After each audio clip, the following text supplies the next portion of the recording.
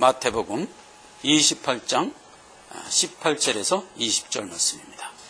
예수께서 나와 일러 가라사대 하늘과 땅의 모든 권세를 내게 주셨으니 그러므로 너희는 가서 모든 족속으로 제자를 삼아 아버지와 아들과 성령의 이름으로 세례를 주고 내가 너희에게 분부한 모든 것을 가르쳐 지키게 하라.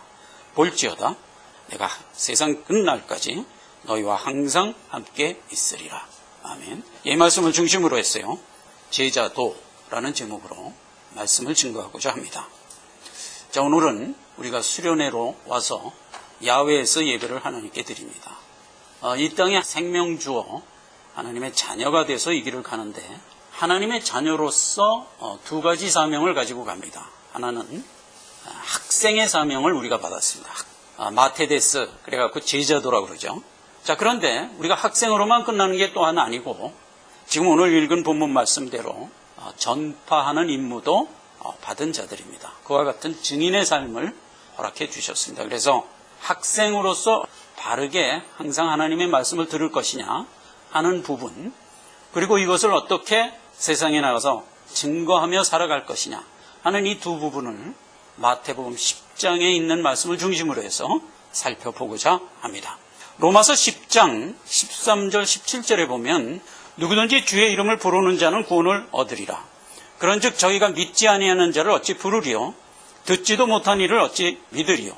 전파하는 자가 없이 어찌 들으리요? 보내심을 받지 아니하였으면 어찌 전파하리요? 기록된 바 아름답도다 좋은 소식을 전하는 자들이 발이요 함과 같으니라. 그러나 저희가 다 복음을 순종치 아니하였도다. 이사야가 가로되 주여 우리의 전하는 바를 누가 믿었나이까 하였으니 그러므로 17절 믿음은 들음에서 나며 들음은 그리스도의 말씀으로 말미암느니라. 이런 기록을 로마서에서 하고 있습니다. 자, 이 말씀은요 구약의 선지자들의 모든 활동을 총정리한 결론과 같은 말씀입니다. 자, 여기 보면 그 전하는 자들은 부르심을 받은 자들이 전하게 된다. 즉 우리를 얘기하는 겁니다. 그렇게 우리는 일생을 받은 생명을 증거하면서 살아가지만 실제로 우리가 세상에 나가서 증거를 해보면 아무도 우리 말을 듣는 자가 없을 거라는 겁니다. 그 이야기를 지금 이 로마서에서는 구약에 있는 대표적인 세 선지자를 예를 들어서 한 말씀입니다. 그 대표적인 선지자가 이사야 선지자죠. 이사야가 복음을 들고 나가서 세상에 전파하자 53장 1절에 보면 이사야에서 우리의 전하는 것을 누가 믿었느냐 이렇게 외치면서 복음을 들고 나갔던 겁니다. 로마서 11장 3절로 5절에는 주여 저희가 주의 선지자들을 죽였사오며 주의 제단들을 헐어버렸고 나만 남았는데 내 목숨도 찾나이다 하니 저희에게 대답하신 말씀이 무엇이뇨? 나를 위하여 바알에게 무릎 꿇지 아니한 사람 7천을 남겨두었다 하였으니 그런즉 이와 같이 이제도 은혜로 택하심을 따라 남은 자가 있느니라. 엘리야도 마찬가지예요. 나가서 증거했는데 아무도 듣는 자가 없었고 또 주의 선지자들을 있는 대로 계속 잡아다가 죽이는 바람에 자기만 남았다 이거예요. 그렇게 외쳤을 때 하나님이 준 대답이 뭐예요? 이 세상에는 아무도 내 말을 듣는 자가 없을 거지만 그 가운데 내가 택한 자들이 숨어 있다. 이 진실을 얘기해 준 거예요. 그러니까 너희는 그들을 위하여 복음 증거하는 사명을 계속하라. 이렇게 명을 했던 거거든요. 이 실상이 굉장한 겁니다. 이 실상은 예레미야 선지자에게도 동일하게 경험이 됐었습니다. 예레미야서 5장 1절에 보면 이런 기막힌 말이 기록되어 있습니다. 너희는 예루살렘 거리로 빨리 왕래하며 그 넓은 거리에서 찾아보고 알라 그랬어요. 너희가 만일 공의를 행하며 진리를 구하는 자를 한 사람이라도 찾으면 내가 이 성을 사하리라. 이런 말을 예레미야에게 주어서 보냈던 겁니다. 실제로 예레미야가 말씀을 들고 예루살렘에 갔을 때 믿는 자를 한 사람도 못 찾았다는 겁니다. 한 사람도. 그러면서 하나님이 무슨 얘기를 한 거예요? 만약 한 사람이라도 찾으면 내가 심판하지 아니하리라. 결국 어떻게 됐어요? 한 사람도 못 찾아서 이스라엘 백성은 바벨론의 포로가 돼서 70년간 몽땅 포로로 끌려가는 심판을 받게 되죠. 현실이 이렇다는 얘기입니다. 현실이. 자, 그러한 현실을 우리가 직시하면서 지금 제자로서 세상에 보내심을 받은 것이다 하는 것을 기본적으로 아시라 이겁니다. 우리가 복음을 들고 세상에 나가면 많은 믿는 자들이 할렐루야 하고 아멘으로 나올 것을 기대하지만 현실은 언제나 아무도 듣고 나오는 자는 없다 하는 사실을 알고 나가라 이겁니다. 자, 그렇지만 실상은 어떻다? 하나님의 영생주기로 작정된 자들이 그 가운데 알알이 숨어 있다 하는 사실도 반드시 알고 나가야 된다. 그래서 우리는 사명을 저버릴 수가 없는 것이다 하는 얘기입니다. 그래서 이제 마태복음 10장에 들어가 보면 제자도에 대한 얘기를 마태복음 10장 전체에 대하여 쭉 기록하고 있는 것을 우리가 보게 됩니다. 5절로 7절 말씀을 읽겠습니다. 예수께서 이 12를 보내시며 명하여 가라사대 이방인의 길로도 가지 말고 사마리아 고을에도 들어가지 말고 차라리 이스라엘 집에 잃어버린 양에게로 가라. 가면서 전파하여 말하되 천국이 가까웠다 하라. 차라리 잃어버린 양에게로 가는 그러한 순서로 하라는 겁니다. 자, 이 얘기는 사도행전 1장 8절에 가면 주님이 우리에게 친히 한 명령에서 구체화되고 있습니다. 오직 성령이 너에게 임하시면 너희가 권능을 받고 예루살렘과 온 유대와 사마리아와 땅끝까지 이르러 내 증인이 되라. 지금 예루살렘, 유다, 사마리아 땅끝 이렇게 펼쳐져 있다는 얘기입니다. 이게 실제로 우리가 살아가고 있는 삶의 현장이죠. 우리 경우를 놓고 보면 가까이 접하며 살아가는 친지 고륙 가족이 있습니다. 그리고 이웃이 있고요.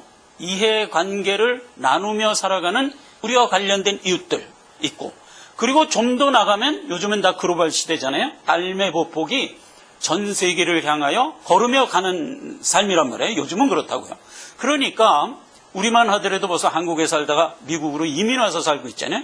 이렇게 해서 전 세계를 우리의 생활 무대로 삼고 살아가는 자들이에요. 그래서 삶의 여정 모두에서 증거를 하면서 살아가는 것이 우리 삶의 목표가 되어야 된다 하는 얘기입니다. 자, 그래서 차라리 잃어버린 양에게로 가라 했던 얘기는 너희 동족 유대인에게부터 먼저 가서 증거하라 라는 말로 된 얘기이기 때문에 우리에게 적용하면 가장 가까운 나의 친척, 고륙, 가족으로부터 시작하여 이 일은 우리의 삶의 사명이 되어야 된다 하는 것으로 받을 얘기입니다. 그렇게 살아가는 너희 삶의 여정을 하나님은 어떻게 얘기했냐면 이사야서 52장 7절 말씀입니다. 좋은 소식을 가져오며 평화를 공포하며 복된 소식을 가져오며 구원을 공포하며 시온을 향하여 이르기를 내 하나님이 통치하신다 하는 자의 산을 넘는 발이 어찌 그리 아름다운지요. 이랬어요. 증거하며 살아가는 삶이다 이거예요. 그렇게 살아가는 너희가 어찌 그리 아름다운지요 하고 하나님이 기뻐하는 겁니다. 그래서 우리가 살아가는 삶의 목표는 사실상 먹고 사는 데 있는 건 아닙니다. 내가 가지고 있는 이 생명을 세상에 드러내며 사는 것이 우리의 목표다 하는 겁니다. 이 얘기를 복음서에서는 보다 상징적으로 얘기했습니다. 우리는 빚된 자들이라는 거죠. 높은 동네가 그 밑에 있는 수많은 사람들로 하여금 다 볼 수 있게 놓여져 있지 않느냐. 너희는 마치 그런 자들이다 이거죠. 그래서 우리의 살아가는 모든 행보는 세상 사람들에게 이렇게 드러나게 돼 있다. 무엇이 드러날까요? 우리가 가지고 있는 영생의 소망, 생명이 드러나게 돼 있다. 그런 삶을 살아가는 우리를 하나님은 아름다운 발이다. 이렇게 얘기를 했습니다. 자, 마태복음 10장 8절에서 13절까지를 제가 읽겠습니다. 8절. 병든 자를 고치며 죽은 자를 살리며 문둥이를 깨끗게 하며 귀신을 쫓아내되 너희가 거저받았으니 거저주어라. 너희 전대에 금이나 은이나 동이나 가지지 말고 여행을 위하여 주머니나 두벌옷이나 신이나 지팡이를 가지지 말라. 이는 일꾼이 저먹을 것을 받는 것이 마땅함이니라. 11절. 아무 성이나 촌에 들어가든지 그 중에 합당한 자를 찾아내어 거기에서 떠나기까지 머물라. 또 그 집에 들어가면서 평안하기를 빌라. 13절. 그 집에 이에 합당하면 너희 빈 평안이 거기 임할 것이요 만일 합당치 아니하면 그 평안이 너희에게 돌아가리라. 이런 말씀을 주셨어요. 제자들은 너희가 가진 생명을 가지고 세상에 나가서 증거할 때 준비하지 말고 가라는 겁니다. 자, 이 얘기는 우리가 좀 해석이 필요합니다.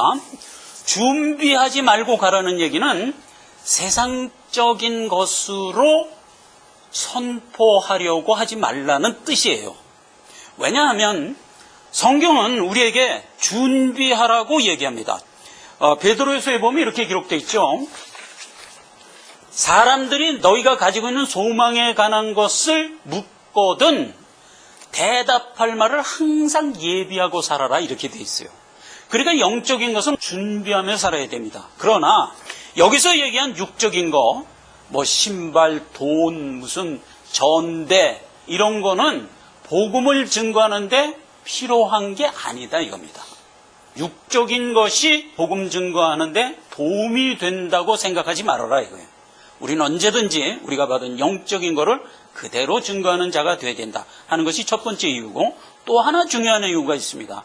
그렇게 적인 준비를 없이 우리가 증거를 할 때 기쁨으로 받아 너희를 영접하는 것은 처음에 육적으로 영접할 수밖에 없어요. 그래서 전하는 자에게 마실 것과 먹을 것을 주면서 기쁨으로 우리를 영접할 때 하나님은 어쩐다? 바로 그런 자를 기다렸다는 듯이 찾아서 그에게 복을 주려 합니다, 이 말이에요. 이런 깊은 뜻이 있는 거예요. 가서 열심히 증거하여 만약 그 복음의 말씀을 기쁨으로 받는 자의 접대를 받으라 이거예요. 너도 복되고 너를 접대한 그는 내가 친히 복을 주리라. 이런 두 가지 의미가 있는 말씀입니다. 14절에서 16절 말씀을 한 구절 더 읽겠습니다. 누구든지 너희를 영접지도 아니하고 너희 말을 듣지도 아니하거든 그 집이나 성에서 나가 너희 발의 먼지를 떨어버리라. 내가 진실로 너희에게 이르노니 심판날에 소돔과 고모라 땅이 그 성보다 견디기 쉬우리라. 보라, 내가 너희를 보냄이 양을 이리 가운데 보낸 것 같도다. 그러므로 너희는 뱀같이 지혜롭고 비둘기같이 순결하라. 22절, 또 너희가 내 이름을 인하여 모든 사람에게 미움을 받을 것이나 나중까지 견디는 자는 구원을 얻으리라. 이 동네에서 너희를 핍박하거든 저 동네로 피하라. 내가 진실로 너희에게 이르노니 이스라엘 모든 동네를 다 다니지 못하여서 인자가 오리라. 우리가 이제 실제로 복음을 나가서 증거하면 아무도 듣는 자가 없다는 것에서 낙심하고 실망하게 됩니다. 낙심과 실망을 다만 저들이 안 듣기 때문에 실망하는 것 차원을 넘어서 저들이 우리를 핍박한대요.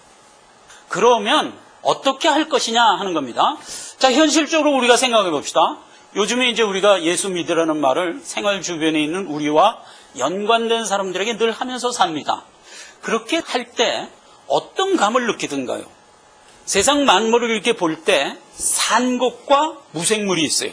뭐 강아지, 고양이, 무슨 파파라 솟아나는 식물 이런 건 다 산 겁니다. 단 것을 대할 때 느끼는 우리의 감과 죽은 것, 뭐 돌멩이, 무슨 흙, 생명 없는 사물을 대할 때 갖는 우리의 감정이 어떻게 틀리든가를 한번 기억하세요. 이건 전혀 틀린 겁니다. 우리가 생명을 대할 때는요, 생명에 마땅한 교감을 하면서 그걸 느끼게 됩니다. 이건 틀림없는 거예요. 그런데 전혀 생명이 없는 무생물을 대할 때는요, 그 생명끼리 서로 교감하는 그 감정이 우리에게 없습니다, 사실. 복음을 증거하는 우리가 그걸 느끼는 겁니다.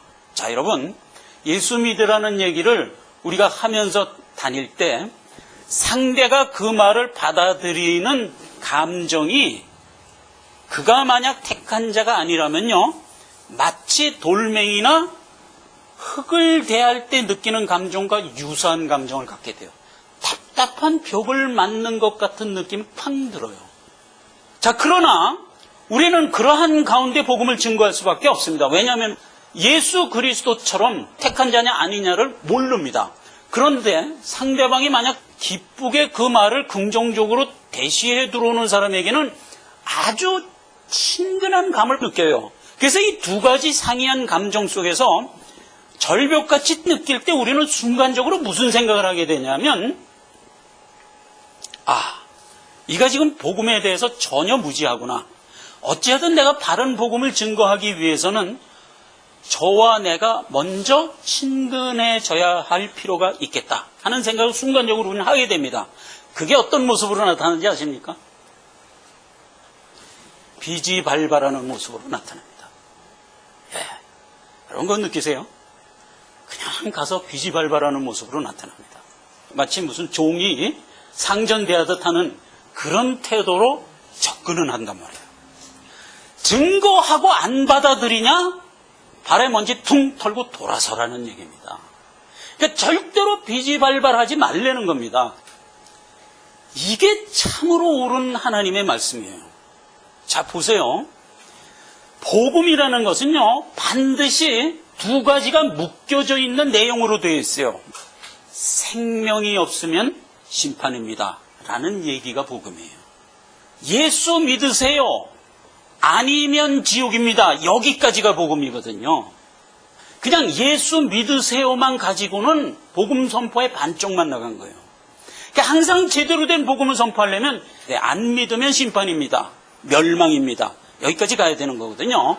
그래서 절벽인 사람들이 그 얘기를 들으면 분을 내게 돼 있어요. 뭐 어디 와서 공갈을 쳐? 말하자면 이런 태도로 나오는 거거든요. 그랬을 때 비지발발하지 말란 말이에요. 그냥 그렇게 땅 선포를 하고 돌아서라 이거예요. 깨닫든지 못 깨닫든지를 상관하지 말고 너는 선포했으면 돌아서라. 만약 그가 아멘으로 받아서 영접하면 하늘의 영광이요 그에게 복이요 우리에게 기쁨입니다. 그러나 그런 예는 극히 드뭅니다. 대부분의 경우는 절벽입니다. 그때 우리는 과감하게 선포하고 돌아서라 이 얘기예요.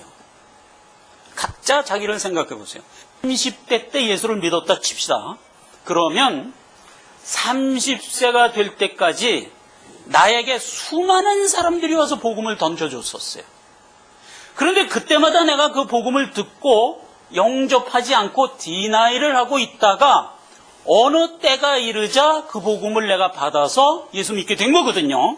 그렇기 때문에 내가 예수 믿게 된 것은 수많은 사람들이 나에게 와서 뿌린 씨의 결과라는 걸 기억하란 말이에요.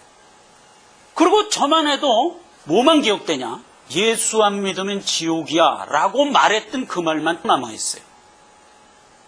제가 30대 때 제 가장 친한 친구 어머니가 저한테 그런 얘기를 했어요.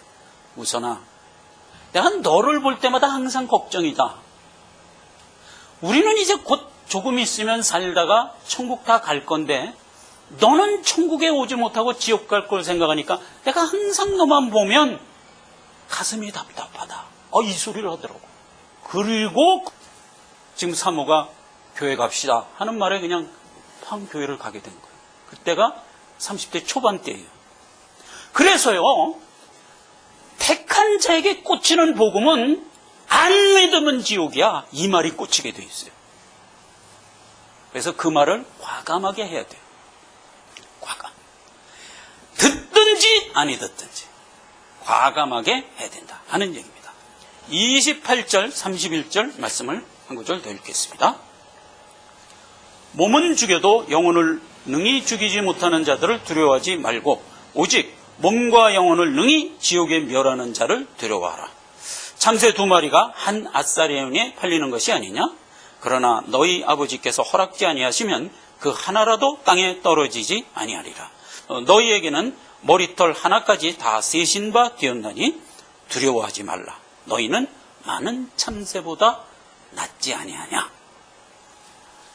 세상의 모든 생명을 관장하고 계신다 하는 말을 이 비유로 준 거예요.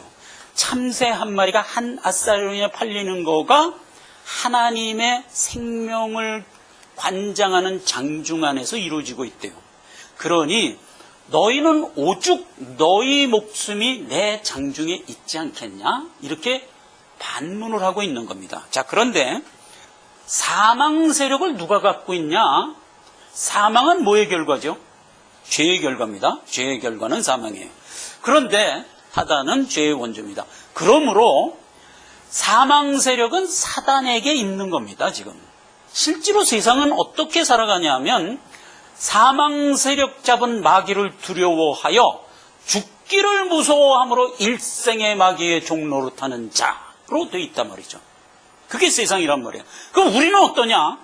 우리는 생명을 받은 이후에 사망이 우리에게서 떠났다는 사실을 아십니까? 예수님이 요한복음 11장에서 아주 분명히 우리에게 얘기했어요. 나는 부활이요 생명이니 나를 믿는 자는 죽어도 살겠고 무릇 살아서 나를 믿는 자는 영원히 죽지 아니하리라. 이렇게 주었던 말이에요. 구원받은 이후에 죽을 수 없는 자가 된 거예요. 이 사실을 믿으란 말이에요. 예수님 재림할 때까지 죄된 몸 안에서 살아있는 내 영이 이 길을 가고 있어요. 그래서 우리의 수한 안에 예수님이 오시면 우리는 그 죄된 몸이 호련히 변화하여 영생의 몸으로 변화돼서 영육이 온전해져서 하늘나라 들어갈 거예요. 그건 성령이 약속한 바잖아요. 로마서 8장 10절 11절에서도 얘기했고 수많은 성경에서 그 얘기를 했던 거잖아요. 그러니까 우리는 영이 이미 지금 살아있고 몸은 예수님 재림할 때까지 죽은 몸을 입고 살지만 예수님 재림하는 순간 우리는 부활 성체로 입고 완성될 자라는 것을 믿고 살란 말이에요. 그 얘기가 나를 믿는 자는 죽어도 살겠고 살아서 나를 믿는 자는 영원히 죽지 아니하리라 한 말이었단 말이에요. 그러니까 이제 우리는 죽음과 상관이 없이 살아가는 자들이에요. 그러나 예수님 재림이 우리 수한 동안에 안 왔을 때 우리는 육신적 죽음을 경험할 거예요. 그러면 우리의 수한을 다 살고 죽었을 때를 성경은 죽는다는 말을 악착같이 안 쓰세요. 잔다 이렇게 얘기하잖아요. 그래서 우린 자고 있다가 예수님 재림할 때 우리 자던 몸이 살아서 부활할 거예요. 그렇게 된 얼개를 우리가 알아야 돼요. 그래서 우리는 죽을 수 없는 자라는 근본적인 확신을 가지고 있는 상태에서 또 하나 중요하게 할 것은 우리가 이 땅을 살아가는 동안에 죽고 사는 것이 누구의 장중에 있느냐 하는 거예요. 하나님의 장중에 있다 이 말이에요. 우리는요, 하나님이 허락지 않는 한 절대로 우리의 수한 전에 죽을 수 없는 자라는 이 확신을 가지란 말이에요. 이게 왜 중요하냐? 너희가 세상에 나가서 복음을 증거할 때 수많은 악의 세력으로부터 위협을 받고 있어요. 그 위협을 두려워하지 말라는 의미에서 이 영적 실상을 우리에게 설명해 주는 거예요. 저들이 아무리 악할지라도 저들은 너희 생명을 수한 전에 와서 해칠 수 없는 자다. 이걸 우리가 알려는 거예요. 자, 그럼 우리가 반문할 수가 있어요. 그동안 수많은 순교자들은 어떻게 된 겁니까? 이런 생각을 하게 되죠. 그들은 강포하는 세상의 악한 세력에 의하여 죽은 자들이잖아요. 그럼 그들은 누굽니까? 이거는요, 하나님이 특별히 세워서 허락한 하나님의 영광 받을 자들의 복인 거예요. 하나님이 특히 순교할 자를 세워서 허락해요. 만약 있잖아요. 만약 그 순교의 사명을 나에게 주었다면요, 나는 무서움에 벌벌 떨면서 죽도록 안 하세요. 하나님이 영광 돌리며 기쁨에 찬 빛난 얼굴로 그 죽음을 영광스럽게 죽도록 하나님이 이끄세요. 그러니까 만약 내가 순교를 한다 해도 그것도 염려하지 말란 말이에요. 그것도 하나님이 우리에게 순교의 사명을 만약 준다면 우리에게 더 큰 영광과 더 큰 힘과 더 큰 은혜를 물붓듯 부어주셔서 스데반이나 사도 베드로처럼 기쁨 가운데 죽도록 인도하실 거니까 그것조차도 염려하지 말란 말이에요. 대부분의 사람들은요, 우리의 수완을 하나님의 장중에서 다 마치고 살 때까지 하나님이 보호하세요. 그리고 많은 성경 구절에 무슨 얘기가 있냐면 저 악한 자들은 너희를 와서 만지지도 못할 것이다. 이런 약속을 해줘요. 하나님의 이 모든 말씀을 우리는 마땅히 믿어야 돼요. 그러므로 우리는 두려워하지 말고 하나님이 주신 복음의 말씀을 힘차게 들고 나가서 외칠 뿐이다 하는 겁니다. 이게 제자도가 마지막까지 견지해야 할 아주 귀한 말씀 중에 하나입니다. 자, 말씀을 맺고자 합니다. 40절, 42절 말씀입니다. 너희를 영접하는 자는 나를 영접하는 것이요 나를 영접하는 자는 나 보내신 이를 영접하는 것이니라. 선지자의 이름으로 선지자를 영접하는 자는 선지자의 상을 받을 것이요 의인의 이름으로 의인을 영접하는 자는 의인의 상을 받을 것이요 또 누구든지 제자의 이름으로 이 소자 중 하나에게 냉수 한 그릇이더라도 주는 자는 내가 진실로 너에게 이르노니 그 사람이 결탄코 상을 잃지 아니하리라. 자, 제자들을 우리에게 쭉 설명하면서 마지막으로 상급에 대해서 언급하고 있습니다. 자, 상급을 우리가 받을 거랍니다. 왜?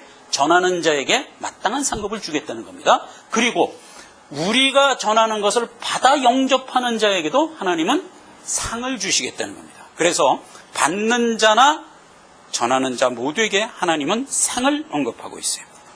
계시록을 다 끝내고 온 성경을 끝내면서 하나님이 마지막으로 우리에게 주신 말씀도 상에 관한 말이었어요. 보라, 내가 속히 오리니 내가 줄 상이 네게 있어 각 사람에게 그 일한 대로 갚아주리라 그랬어요. 그러므로 우리는 우리의 삶의 여정을 살아갈 때 우리가 하는 하나하나의 일이 항상 천국의 상이 쌓인다 하는 이 은혜를 가지고 살아가는 자가 되라 하는 겁니다. 시편 122편 6절에는 눈물을 흘리며 씨를 뿌리는 자는 기쁨으로 거두리로다. 울며 씨를 뿌리며 나가는 자는 정령 기쁨으로 그 단어를 가지고 돌아오리라. 갈라디아서 6장 9절에도 동일하게 얘기하고 있습니다. 나가서 증거를 하되 낙심치 말지니 때가 이르면 거두리라. 이렇게 해서 신구약이 뿌리는 것에 대하여 낙심하지 말라 하고 얘기하고 있습니다. 고린도서 3장 6절은 이렇게 또 얘기를 하고 있습니다. 나는 심었고 아볼로는 물을 주었으되 오직 하나님은 자라게 하셨다. 그래서 하나님이 이 일을 할 거니까 너는 열심히 가서 뿌려라. 이렇게 이제 결론을 내리고 있습니다. 마가복음 4장 24절은 이런 확신을 가지라고 명합니다. 너희가 믿고 뿌렸으면 받은 줄로 알라. 자, 여러분, 막막한 가운데 씨를 뿌리고 있습니다. 아무도 듣는 자가 없는 가운데 씨를 뿌리고 있습니다. 그러나 우리는 그 씨가 발아하여 열매를 맺을 것을 우리가 확인할 수 없이 우리의 짧은 생을 살아갑니다. 택하여 구원 얻을 자가 반드시 그 뿌린 씨에 의하여 자라나갈 수밖에 없는 것을 우리 보고 알려는 겁니다. 우리 생전에 그 열매를 우리는 못 볼 수가 있습니다. 어쨌거나 하나님의 택한 자는 우리가 뿌린 씨에 의하여 듣고 자라도록 되어 있습니다. 그 얘기가 아까 읽었던 로마서 얘기 아닙니까? 믿음은 어디서 난다고요? 들음에서 난다고요. 듣는 자는 살아나도록 되어 있다고요. 소망을 갖고 기쁨으로 이 씨를 뿌리는 자가 되자 하는 겁니다. 기도하겠습니다. 아버지 하나님 은혜를 감사드립니다. 천하보다 더 귀한 생명을 우리가 받았습니다. 우리가 살아가는 삶의 목표는 이 생명을 세상에 뿌리며 살아가는 것입니다. 이것은 가장 가까이에 있는 자들에게 먼저 뿌리고 주변으로 하여 세상 끝까지 뿌리라고 하나님은 명하고 있습니다. 우리의 삶의 보폭을 하나님이 넓혀 주셔서 우리로 하여금 마음껏 뿌리며 평생을 복되게 살아갈 수 있도록 하여 은혜를 주시옵소서. 우리가 뿌린 씨는 반드시 하나님께서 택한 자들에 의하여 거둘 수 있도록 하나님이 자라게 하시는 것도 우리가 굳게 믿으며 소망을 갖고 뿌리는 우리 모든 제자의 도를 가지게 하옵소서. 예수님의 이름으로 기도했습니다. 아멘. 마태복음 22장 32절 말씀입니다. 나는 아브라함의 하나님이요 이삭의 하나님이요 야곱의 하나님이로라 하신 것을 읽어보지 못하였느냐. 하나님은 죽은 자의 하나님이 아니요 산 자의 하나님이시니라. 자, 이 말씀을 중심으로 해서요 산 자의 하나님이라는 제목으로 이 아침에 은혜를 받고자 합니다. 오늘 읽은 이 말씀은 모세가 이스라엘 백성들을 이끌고 가나안으로 입성하라라는 사명을 받고 내가 누구의 명을 받고 우리를 가나안으로 인도하려느냐라고 이스라엘 백성들이 물으면 내가 무엇라 대답하리까 라는 모세의 질문에 하나님이 주신 답변이었습니다. 출애굽기 3장 13, 15절에 하나님이 또 모세에게 이르시되 너는 이스라엘 자손에게 이같이 이르기를 나를 너희에게 보내신 이는 너희 조상의 하나님 곧 아브라함의 하나님, 이삭의 하나님, 야곱의 하나님 여호와라 하라. 이는 나의 영원한 이름이요 대대로 기록할 나의 표호니라. 이렇게 주신 말씀이었습니다. 그래서 하나님은 자기 스스로를 언제나 지칭할 때 나는 아브라함과 이삭과 야곱의 하나님이다 라는 호칭을 하셨던 것입니다. 자, 그래서 하나님이 택한 모든 백성들은 생명을 받아 산자로서 이 길을 걸어가게 되는데 그들이 가지고 있는 생명력에는 세 가지 특징이 있다 하는 것을 이 말씀 안에서 우리가 깨닫게 됩니다. 자, 그래서 아브라함과 이삭과 야곱이 가졌던 생명력의 각각의 특징이 어떤 것인가 하는 것을 이 아침에 잠시 살펴보고자 합니다. 먼저 아브라함입니다. 창세기 12장 1절입니다. 여호와께서 아브라함에게 이르되 너는 너희 본토 친척 아비집을 떠나 내가 네게 지시할 땅으로 가라. 이렇게 아브라함에게 명을 했습니다. 아브라함은 그때 갈대아 우르라는 이방 지역에서 불신자로 살고 있을 때였습니다. 아브라함은 그 명을 받고 곧바로 믿음으로 결단하여 자기가 살고 있는 지역을 떠났죠. 히브리서 11장 8절입니다. 믿음으로 아브라함은 부르심을 받았을 때 순종하여 장래 기록으로 받을 땅에 나갈새 갈 바를 알지 못하고 나갔으며, 그래서 아브라함은 하나님의 명을 받고 그것이 어떤 것인지 알지 못한 채 믿음으로 결단하여 길을 떠났다.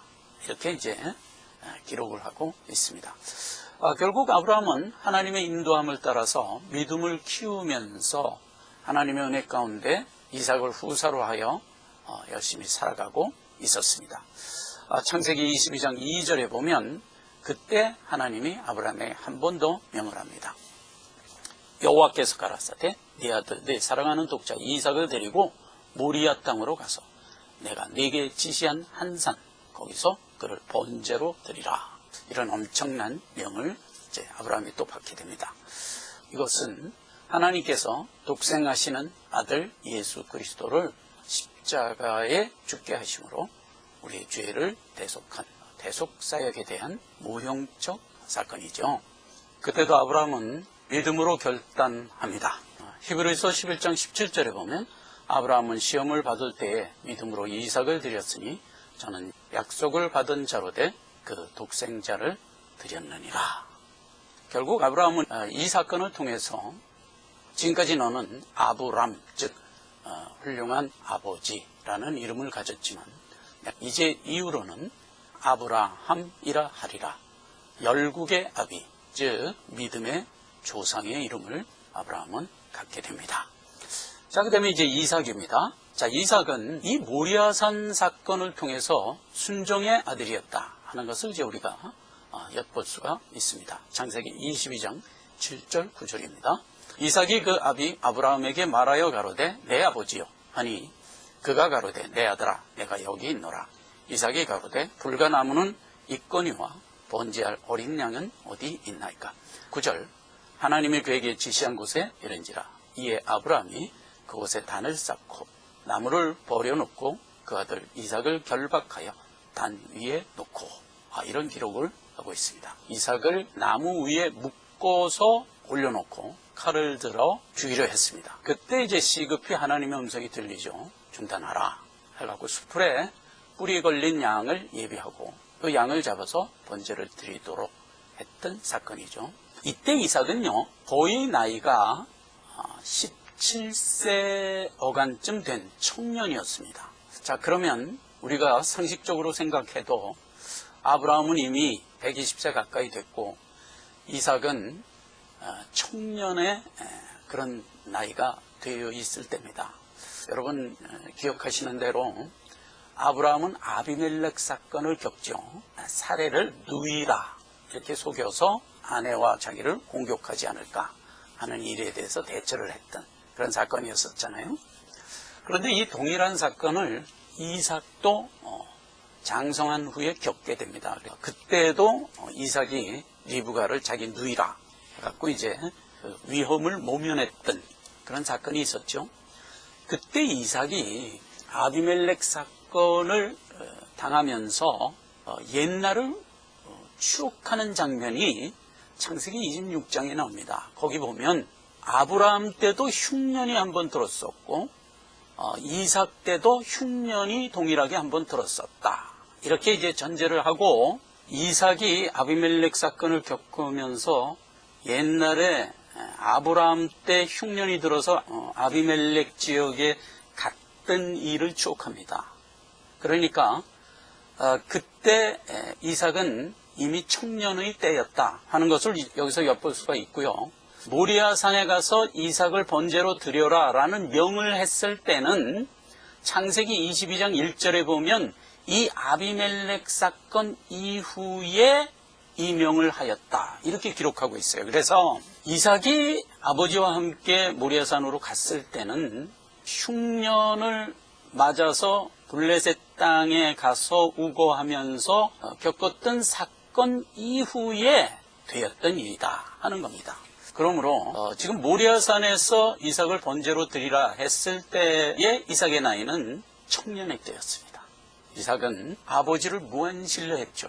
자기를 묻고 칼을 드는 순간까지도 전혀 동요하지 않고 순종적인 아들이었다 하는 겁니다. 결국 하나님은 이 이삭에게 약속의 자녀라 라는 이름을 부여하지요.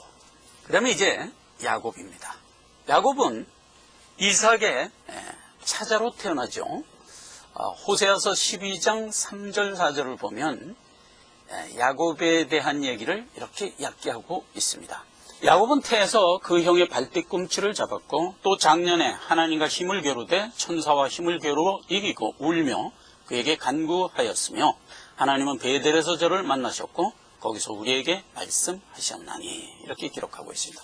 야곱은 태에서부터 하나님의 택정함을 받습니다. 내 복 중에 두 민족이 있다. 내가 작은 자를 택하였다. 이렇게 리브가에게 이미 선언을 했었습니다. 그런 상황에서 야곱은 태어나는데 차자로 태어나죠. 태중에서부터 야곱은 공격성을 보입니다. 그래가지고 형 에서의 발뒤꿈치를 붙들고 나왔다 해서 이름이 야곱이었습니다. 이스라엘의 모든 가문은 그 유업이 장자에게 속하게 되어 있잖아요. 그래서 이제 이 야곱은 장자의 유업을 받지 못하는 것에 대하여 매우 억울해합니다. 그래갖고 이제 평생 차자로 태어났다는 이 운명적 핸디캡을 공격적으로 만들어가면서 평생을 살아갑니다. 하란으로 피신하는 과정에서 베델에 이르렀을 때 거기서 하나님은 네 분향으로 돌아오리라 이렇게 이제 약속을 받고 하란에 가서 이제 거부가 돼서 돌아옵니다. 돌아올 때 에서의 극난한 위험 아래 놓이게 됩니다. 야곱은 야복강가에서 에서의 위험을 제거해 달라는 기도를 하나님께 합니다. 하나님의 사람이 내려와서 야곱을 만나는데 야곱이 그 하나님의 사람을 꼭 붙들고 나를 축복하시오 하면서 놔주질 않았었죠.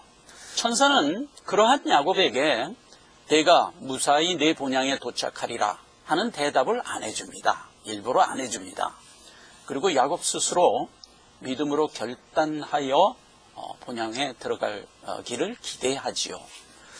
그래서 이제 천사는 그 대답을 안 하고 야곱을 뿌리치고 돌아서려고 할 때 야곱은 결사적으로 천사를 붙들고 놔주질 않습니다. 결국 천사가 야곱의 환도뼈를 쳐서 쓰러뜨리고야 야곱의 손길을 뿌리치게 됩니다. 그리고 이제 천사는 그때 야곱에게 이런 이름을 줍니다. 창세기 32장 28절에 그 사람이 가로되 내 이름을 다시는 야곱이라 부를 것이 아니요 이스라엘이라 부를 것이니 이는 내가 하나님과 사람으로 더불어 겨루어 이기었음이니라. 야곱은 이스라엘이라는 이름을 받게 됩니다. 하나님을 이긴 자. 오늘날 모든 생명을 받아 구원 얻은 모든 신자의 이름이 되어 있습니다. 자, 여러분, 하나님은 아브라함과 이삭과 야곱의 하나님이라 라고 얘기했습니다. 지금 여기서 아브라함과 이삭과 야곱은 모든 신자가 가지고 있는 생명력에 대한 세 가지 특징을 우리에게 보여주고 있습니다. 우리가 받은 이 생명은 하나님께서 거저주어 우리로 거듭나게 함으로 받은 거지만, 이렇게 해서 구원받은 모든 성도들은 자기가 가지고 있는 영생의 생명을 자생력으로 하여 스스로 나의 본향 천성을 향하여 나아가는 모습을 보이게 됩니다. 마태복음은 11장 12절에 세례 요한의 때로부터 지금까지 천국은 침노를 당하나니 침노하는 자는 빼앗느니라, 이렇게 기록을 하고 있습니다. 그래서 우리는 천성을 향하여 침노하는 영적 군사가 되어 이 길을 가고 있습니다. 이것은 하나님이 우리에게 주신 생명력의 힘이며, 이 생명력은 신자라면 누구나 다 가지고 있는 세 가지 특징의 능력입니다. 오늘도 힘차게 천성을 향하여 나아가는 하루하루를 생각하면서 이 아침 말씀을 대신하고자 합니다. 각자 함께 기도하도록 하겠습니다.